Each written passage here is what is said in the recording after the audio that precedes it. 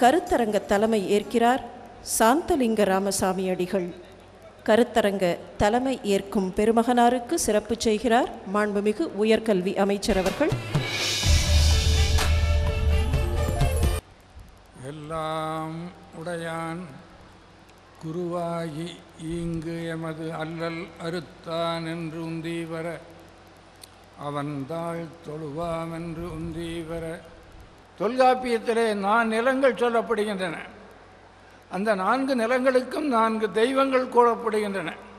அப்படி காட்டப்படுகின்ற தெய்வங்களுக்கு வழிபாடு எப்படி செய்வது, அதற்கு என்ன மந்திரம் என்பதை சொல்ல வருகின்ற தொல்காப்பியர் அதற்கு மந்திரம் என்பது உலகத்திலே இருக்கின்ற எல்லா வகையிலேயும் உயர்ந்தவர்களாக இருக்கின்ற அருளாளர்களாலே வழங்கப்படுகின்றதாகிய ஒன்றுதான் மறைமொழி. அந்த மறைமொழியை மந்திரமாக கொள்ள வேண்டும் என்பதாக கூறுவது தொல்காப்பியம். ஆகவே சமய தமிழுக்கு வேண்டப்படுவதாகிய தெய்வம், வழிபடுவதற்குரியதாகிய மந்திரம், இத்தனையும் எடுத்து காட்டுகின்ற பெருமை தொல்காப்பியத்திற்குண்டு. தொல்காப்பிய வழியிலே வந்த சங்க இலக்கியங்கள் இதனை இன்னும் அழகுபட சொல்லுகின்றன. அந்த சங்க இலக்கியங்களிலே கலித்தொகை ஆடல் வல்லானை பற்றியதாகிய பெருமையை அருமையாக எடுத்து சொல்லி, அந்த ஆடல் வல்லான் எந்தெந்த வகையிலே ஆடலை செய்கின்றான், ஆடல் வல்லானுக்கு துணையாக அன்னை எப்படி இருக்கிறாள் என்கின்ற கருத்தை மிக ஆழமாக எடுத்து சொல்லுகின்ற பெருமை நெய்தற்கலியிலே வருகின்ற பாடலுக்கு உண்டு.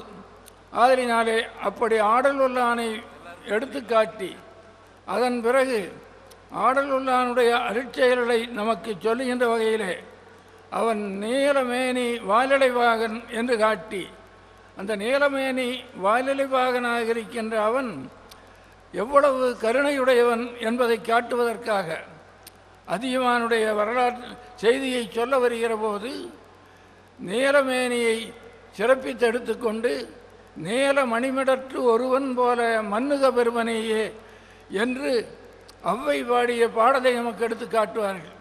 இப்படி சமயம் இணைந்து வருகின்ற இலக்கியங்கள் நம்முடைய இலக்கியம். அந்த இலக்கியங்களுக்குள்ளே ஒரு சிறப்பான செய்தியை நாம் பார்க்கிறோம். இந்த பகுதி மலை சேர்ந்த பகுதி, குறிஞ்சி பகுதி. இந்த பகுதியிலே மலையிலே வாழ்கின்ற மக்கள் எவ்வளவு ஆர்வமாக சமயத்துறையோடு கூடிய வாழ்வை பெற்றிருந்தார்கள் என்பதற்கு அகநானூறு ஒரு கருத்தை சொல்லுகிறது. குறவர் மக்கள் எல்லோரும் கூடி மழை பெய்யவில்லையே என்று ஏங்கி நின்று தாங்கள் விதைத்த தினை வளர வேண்டும் என்பதற்காக கடவுளை வேண்டுகிறார்கள். கடவுளிடத்திலே அவர்கள் கேட்டுக்கொள்வது என்ன என்று கேட்டால், மேகம் மலையிலே வந்து தங்கவில்லை, தங்காததனாலே மழை இல்லை, இப்பொழுது நாங்கள் உன்னை வழிபடுகிறோம், மலர்தூவி வழிபடுகிறோம், ஆதலினாலே மழையை தர வேண்டும் என்பதற்காக அவர்கள் ஒன்று சேர்ந்து கடவுளை வேண்டுகிறார்கள். அப்படி வேண்டியதனாலே மழை வருகிறது. வான் மலை கொள்கென உயர்வலி தூய் கடவுள் வேணும் குறவர் மாக்கள் என்று குறிப்பிடுவார். மழை பெய்தது மிகுதியாக பெய்யத் தொடங்கியது. அதனை போதும் என்கின்ற அளவுக்கு நிறுத்த வேண்டும் என்பதற்காக மாரியான்று மலைமேற்குயர்கென கடவுள் வேணும் குறவர் மாக்கள் என்று எடுத்து காட்டிய அருமையான இலக்கியத்தை நாம் பார்க்கிறோம்.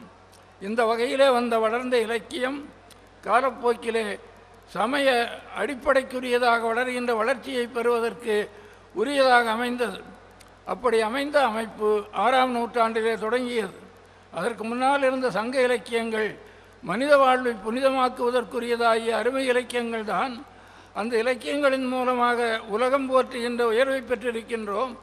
ஆனால் அந்த சமய இலக்கியங்கள் அதற்கு துணையாக நின்று சமய வழியிலே மனிதன் வாழ்வதற்கு மட்டுமல்லாமல் சமுதாயத்தை நலப்படுத்துவதற்குரிய முறைமையிலே வையத்து வாழ்வாங்கு வாழ்கின்ற வாழ்க்கை நிலையை தருவதற்குரியதாக அமைந்த சிறப்புக்குரிய சமய இலக்கியங்கள் தான் திருமுறைகள், ஆழ்வார்கள் பாடிய பாடல்கள், அதன் பிறகு வந்த சிறப்புக்குரியதாகிய இலக்கியங்கள்.